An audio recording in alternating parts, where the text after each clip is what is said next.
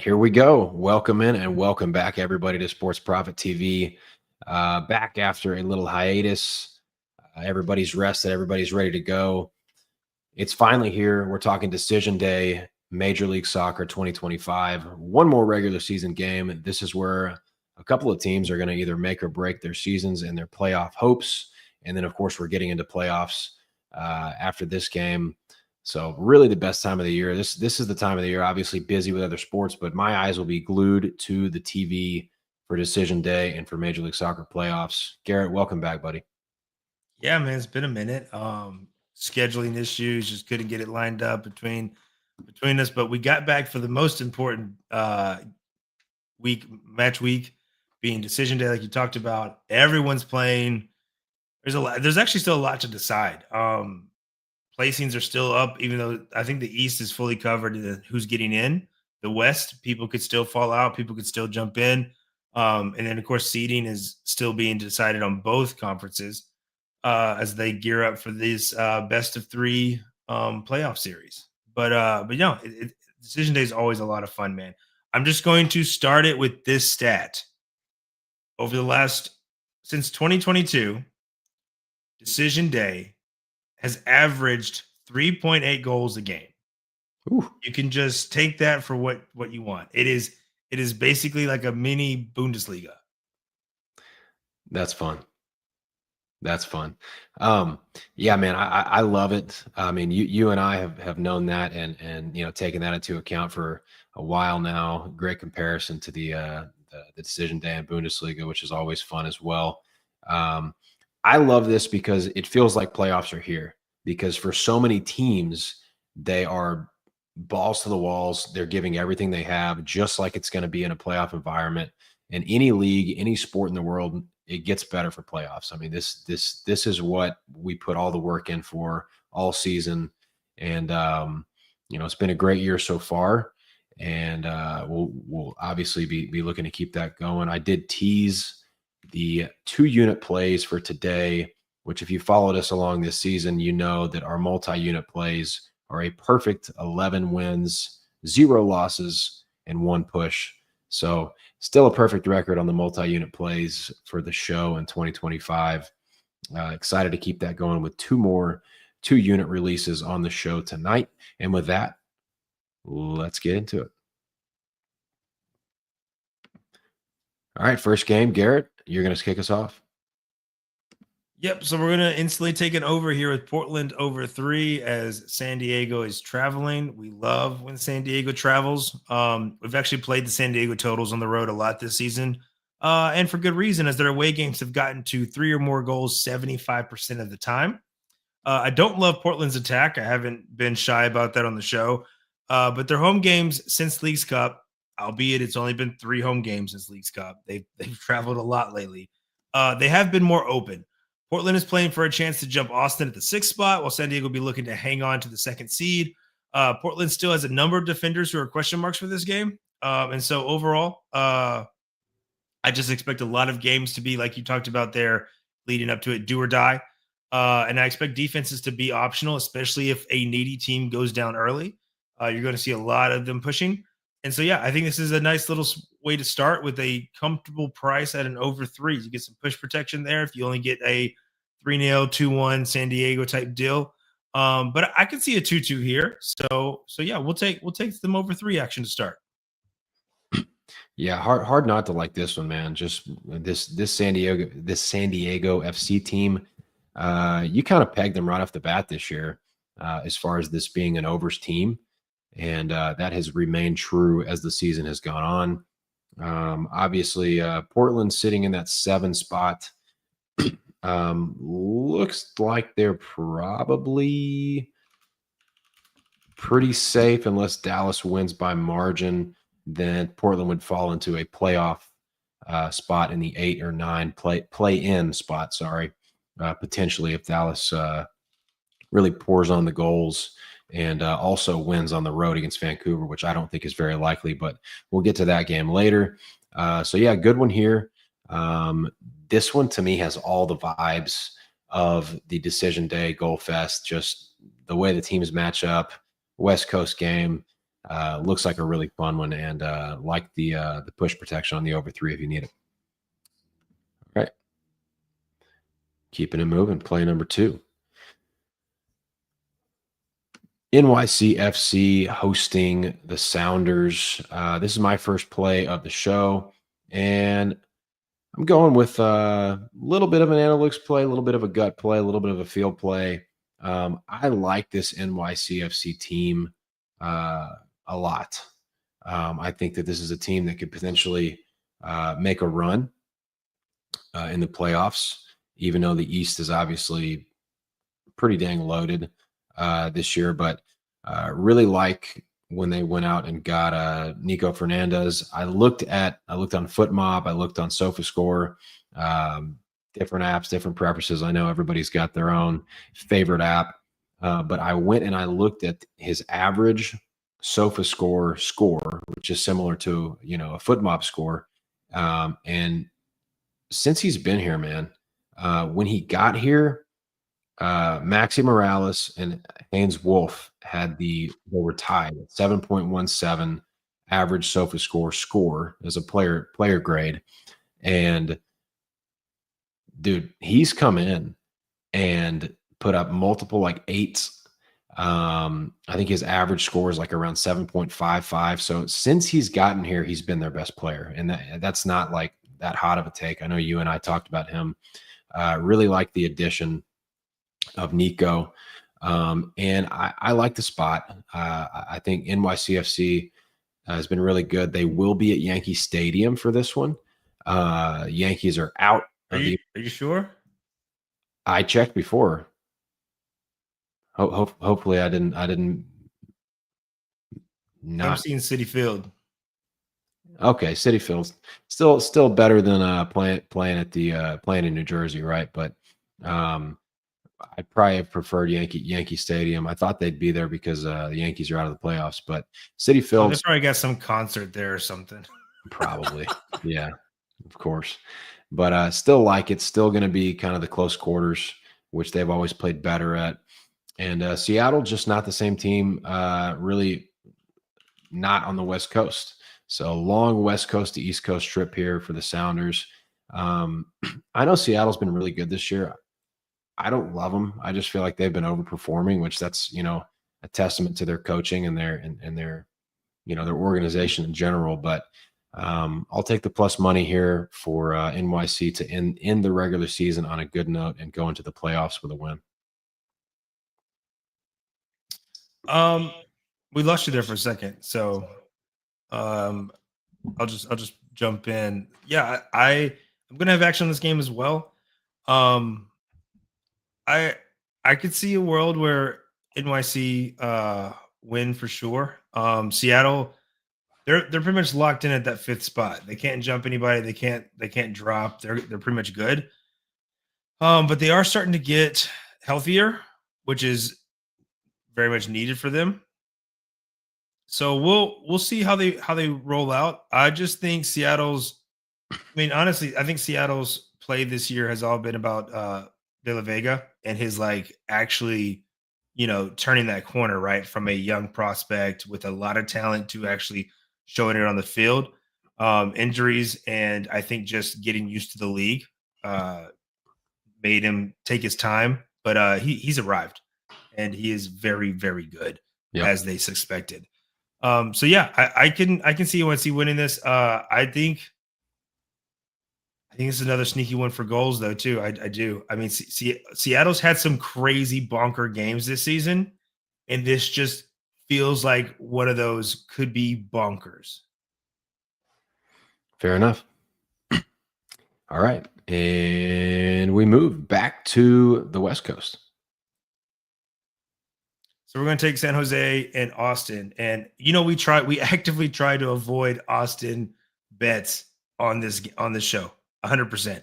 However, San Jose home games have seen a total of 66 goals.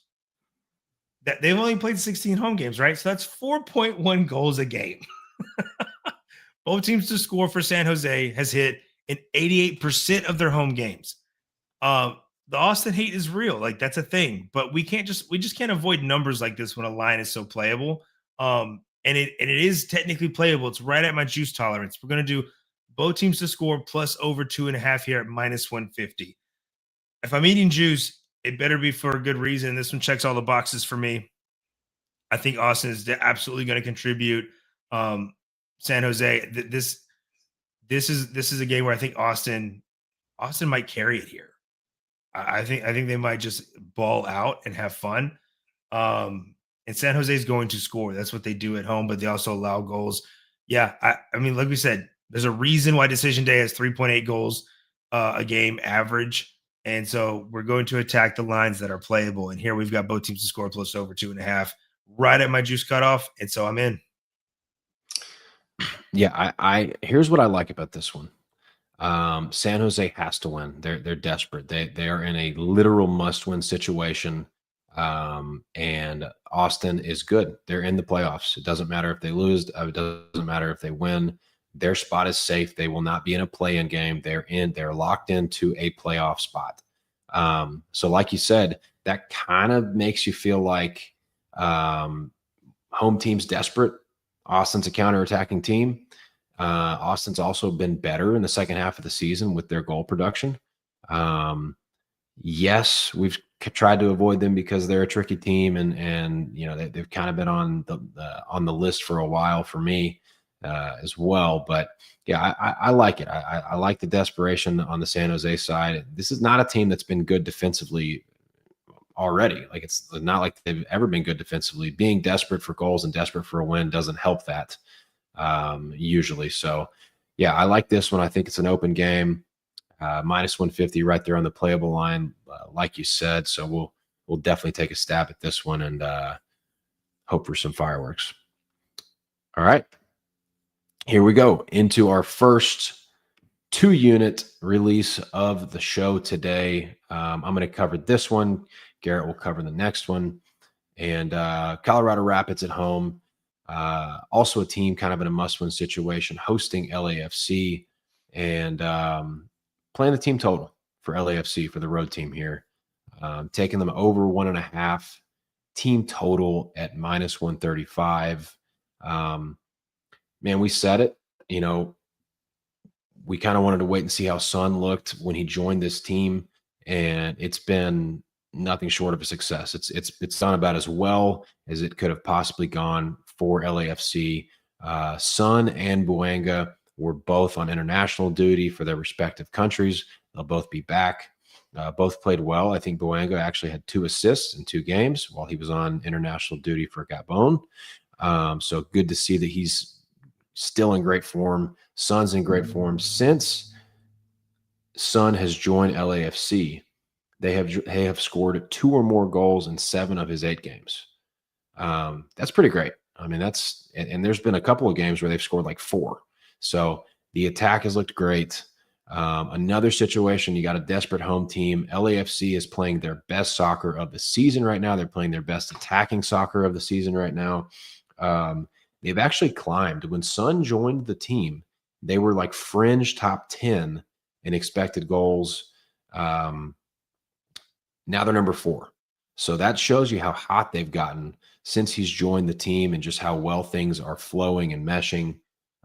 Colorado, meanwhile, is the 3rd worst defensive team in that same category in expected goals allowed in Major League Soccer, according to AmericanSoccerAnalysis.com. Great resource if you haven't used it. So yeah, not much else to say here. I think LAFC gets to 2 or more goals here, like they have in most of their games lately. Yeah, we both had this one circled. So I'll just cherry pick on top of that. You talked about Son Buanga back. LAFC is trying to get the 2 seed, which they could still do. And Buanga is chasing the golden boot. Like, so there's just all these things that are going to help revolve around goals here. The Rapids defense. Now you did mention that stat. It's actually been good at home. But I would take this LAFC attack right now against anyone. You talked about since Son made his full debut, and him and Buanga both started. LAFC's averaging, you talked about their goals, they're averaging 2.12 expected goals. It's not just like they're just getting lucky. Yeah. They're earning all their goals and then some. And so for me, this team total just should not be playable, like in this circumstance with everything going on with it. And so, yeah, this is absolutely a 2-unit shot. Heck yeah. Love it. Absolutely love that spot. All right.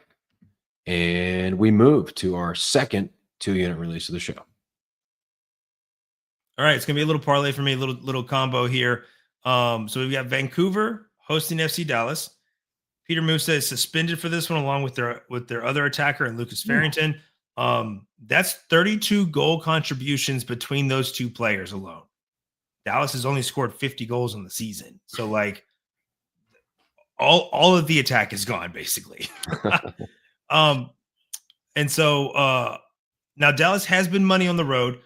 We've been on their spread a few times here on the show because I think they actually have the best against the spread record for any road team in MLS this season.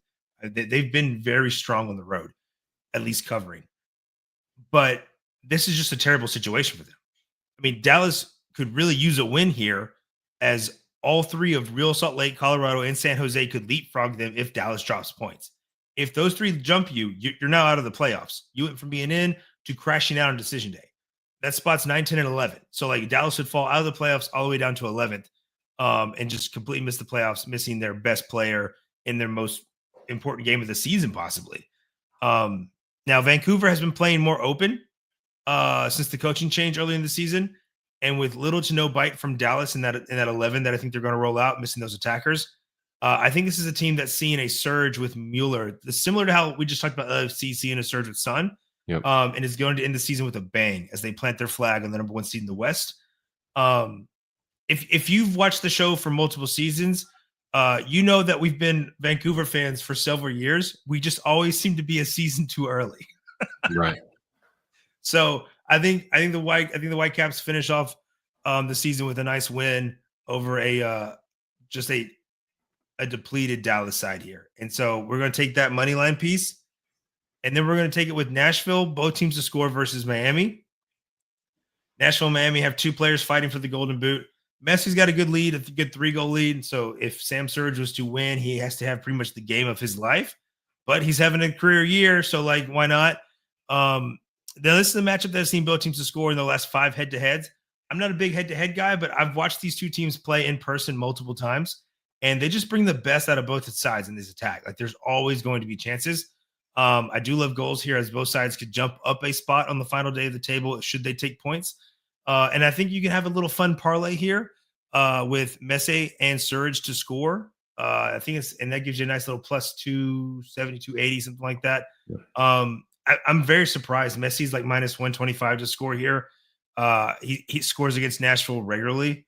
So yeah, I think there's goals here. Both teams find the back of the net, and when you add that together, you get a plus 110. And we're going to throw 2 units on that. I like it so much. Man, the Vancouver money line here is one of the better parlay pieces I've seen this year. And I mean, the fact that it's sitting, around minus 220-ish is kind of astounding to me. They're playing great, number one. Number two, FC Dallas is super shorthanded. Like you said, I mean, that's a ridiculous amount of goal contribution. That's like 75% of their goals. So like, man, this feels like it should be minus 500. Like this feels like the only caveat is Vancouver doesn't have to win. They can just draw and they hold on to the one spot. Like they could lose and San Diego has to score a ridiculous amount of goals to be able to jump them. So Vancouver doesn't have to win. However, they're just having a great season, riding high. They got their 4th Canadian Cup. They're just playing electric soccer right now. Dallas is going to be very blunted here. I just don't see how Vancouver doesn't use this as a warm-up to entering the playoffs as the number 1 seed. Like, they have all the confidence in the world right now. Yeah, that's a good point. Man, I was impressed though. Vancouver went down to Orlando and just bullied them around, dude. They look like they were at home in that game. I mean, they were all over Orlando. And then you had the game a few games back where they had like 7 goals against Philly and created almost 7 XG. So they're just playing great right now. Muller's playing awesome. Ryan Gauld is finally getting back on the field. He's come off the bench the last couple of games, so that's great to see for this team. Love that parlay leg there. And then the game that you're going to be at on Saturday, we'll have boots on the ground there in case the game gets late in the game. You need to like yell at a player or run it on the field or something to make sure that we get that goal to cash, right? You'll be there so we can get that taken care of if need be. Another great parlay piece with both teams to score. Two guys fighting for the golden boot, so that you'll have that extra energy there. Obviously, the Messi energy will be there as it always is. Put those together, and we got a plus money 2-unit bet. So absolutely love this one as well. And then we've got one more to round out the show, which is also going to be yours, Garrett. It's another combo play. Yeah, it's decision day. I'm not done. So you got Chicago going to New England, and I was really torn how to play this game. I liked it a lot. I was really going through the numbers because Chicago are actually the second best road team in the East this season. They've got more points earned on the road than Miami, more points earned on the road than Philly, the Shield winners. They've got the best goal difference in the entire conference on the road at +8, and they're taking on a New England team that's already out of the playoffs. And so we may or may not see some rotation from them, but they'll definitely be missing that rising youngster Peyton Miller, as well as a starting center back and Sabalas. So when the Fire have traveled 94% of their games, so 94% of their road games have seen 3 or more goals. Ooh. New England could absolutely contribute to this total as well because Chicago is conceding in 87% of those road games. But with not knowing fully what the Revs do, but knowing how crazy decision day gets, and with these numbers, I'm just going to bet goals here. And I think we'll get pretty open with spots 6 through 9 being potential landing spots for the Fire, depending on how this game pans out.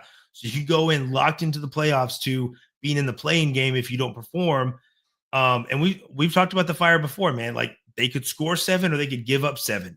I really leaned the Fire double chance here. However, that actually made this parlay price worse when I already was liking a lot of goals anyway. And so we're just going to stick with the over theme of decision day, get a nice little over 2.5. And then we're going to combine that with probably my biggest gut play here on the show. And I'm going back to the NYC Seattle game. And it's just NYC is going to get a nice bump being at home. And we know home is like relative to them, right? It's a baseball field, whether it's Yankee Stadium, Citi Field, whatever, but they're in New York. They always get a nice little home bump when they're in New York. Seattle are getting healthier. I mean, like they even said there's a chance Ryan Kent will be back sometime in the playoffs potentially. And like we just assumed he was going to miss the season after that injury. Right. Now, both teams to score splits, their home and away splits for these two sides is only at 50%. Literally 50% of the time at home, both teams to score hits for NYC. 50% of the time, both teams to score hits for Seattle on the road. Yet the price is -200 or worse on some books. And so I'm looking at this and I'm like, Seattle will be playing pretty free. They've got their 5th space locked up. NYC could potentially jump into 4th. And if they drop points, they'll have to sweat Nashville and Orlando potentially jumping them, sending them down to 7th. You definitely want that 4th spot as was a 7th spot when you look at the matchups. So I think this is going to be a fun one. And I mentioned this, like Seattle's had some bonker games this season. And this could be one of those bonker games. I think we see goals from both sides here. So we're taking the both teams to score, throwing it together for a nice +121. Yeah, lots of good plus money on the card so far. So add this one to it. Man, this Chicago team on the road this year has just been a machine on the road as far as scoring goals. They've been a lot of fun. Like you said, I mean, their road games have gone over, what'd you say, 94%, over 2.5? Yeah, 94% have sent 3 or more goals. That's wild. I mean, this is a game that it's not always that easy to make the ball go in the net. So that's pretty wild, right? And then, yeah, like you said, this definitely feels like a gut play because on paper, NYC and Seattle are pretty good defensively. But you know what? Again, we continue to say this. We've said it for the last couple of years now. We got a pretty good track record when one of us uses that key phrase, gut play, right? When we dig down deep and find a gut play, it's worked out pretty well for us. So there you have it, folks. We delivered a decision day 1, 2, 3, 4, 5, 6 official plays, including 2 official 2-unit show play releases. I will swing back to LAFC team total real quick. Okay. That minus 135, you're going to have to shop that line. When I was looking for this price, I was seeing as high as minus 175 on certain domestic books. So like you're going to have to try to shop around if you can to find that price. Otherwise, I'm totally down to, if you can't find it at a playable price for you or something that's in your tolerance, I'm totally down to throw that in a parlay. Like that can be that in Vancouver, go have fun. Absolutely. Cool. All right, folks. Well, that pretty much does it for our decision day edition of the MLS Live podcast. Make sure you like the video, subscribe to the YouTube channel if you haven't. Follow us on Twitter at MLS Live Podcast. Definitely follow us on Twitter because we're going to be providing updates as far as when we'll be live again. Our playoffs right away next week. I didn't even look at the schedule. Did we just roll right into them? No, because you've got the wild card match first. Those Which will be like also weekday, right?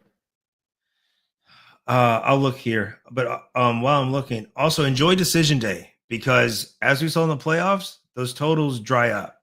Yeah, unders are going to make you money in these playoffs. I promise. 100%.